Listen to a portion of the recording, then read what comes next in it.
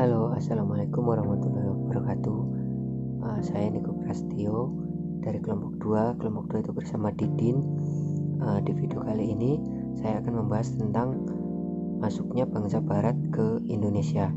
Kita mulai dari yang pertama, yaitu faktor pendorong bangsa Barat datang ke Indonesia.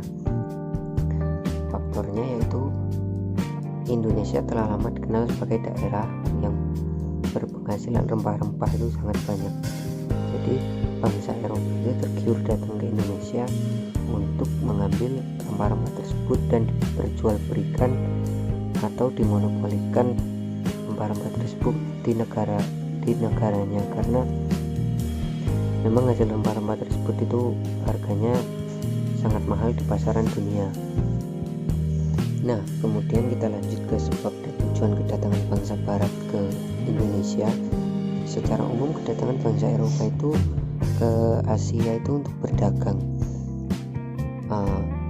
Ke Asia terutama di Indonesia yaitu hanya untuk berdagang, dan karena di Indonesia sendiri rempah-rempahnya sangat banyak, maka bangsa Eropa sangat tergiur datang ke Indonesia. Sebab dan tujuan bangsa Eropa ke Indonesia adalah sebagai mencari kekayaan, termasuk untuk berdagang rempah-rempah tersebut, menyalurkan jiwa penjelajah, menyebarkan agama, dan mencari kemuliaan bangsa.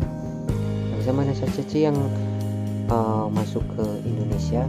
Kita mulai yang pertama, yaitu bangsa Spanyol.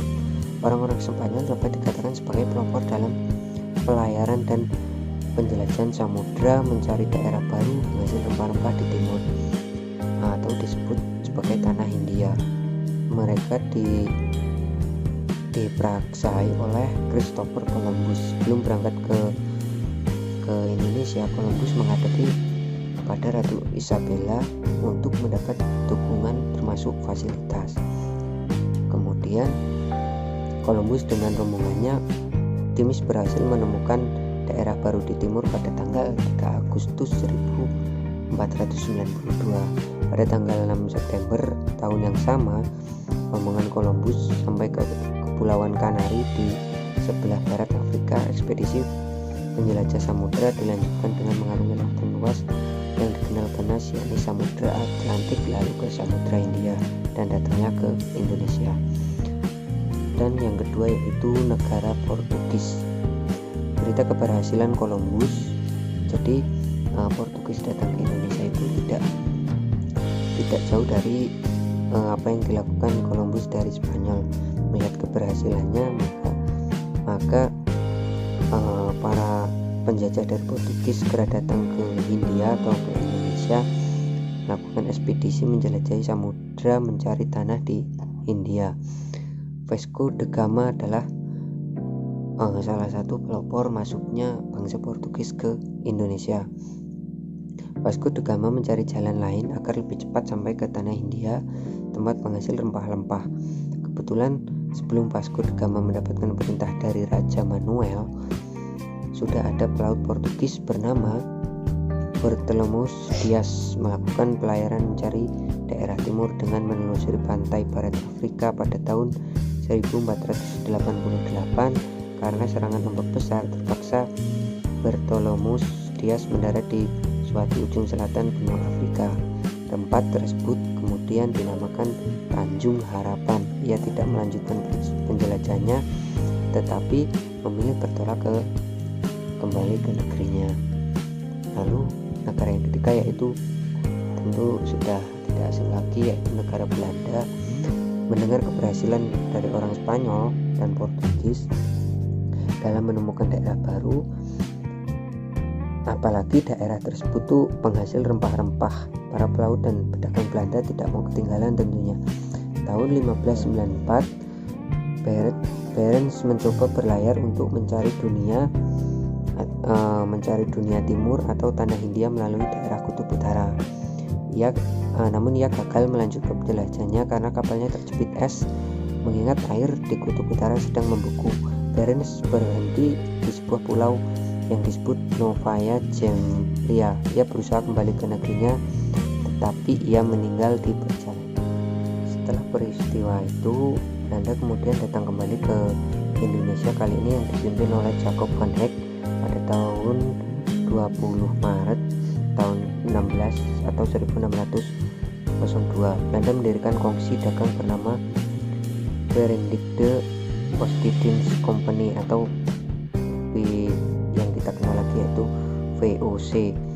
Tujuan VOC tersebut adalah menghilangkan persaingan yang merugikan pedagang Belanda, menyatukan tenaga untuk menghadapi persaingan bangsa Portugis dan pedagang lainnya yang ada di Indonesia, serta mencari keuntungan yang sebesar-besarnya guna membiayai perang melawan Spanyol. VOC juga menerapkan aturan paksa yang harus dilakukan di Indonesia. Aturan tersebut yaitu monopoli dagang, pajak dibayar dengan sistem bumi, penjualan paksa, pelayaran hongi, serta penebangan tanaman rempah milik rakyat Indonesia. Kemudian setelah VOC atau setelah Belanda setelah sekian lama di Indonesia, kemudian datanglah bangsa Inggris. Nah, pada abad ke-18 para pedagang Inggris itu banyak melakukan perdagangan di Indonesia seperti di Ambon, Banda, Kalimantan, Makassar, serta juga di Jakarta. Bahkan sejak Belanda menjadi sekutu dari Prancis, Inggris selalu mengancam kedudukan Belanda di Indonesia. Pada tahun 1811 atau 1811, Thomas Stamford Raffles berhasil merebut seluruh kekuasaan Belanda di Indonesia yang ditandai dengan Perjanjian Tuntang. Nah, Perjanjian Tuntang sendiri dilakukan pada 18 September tahun 1811 yang berisi sebagai berikut. Pemerintah Belanda menyerahkan Indonesia pada Inggris seutuhnya.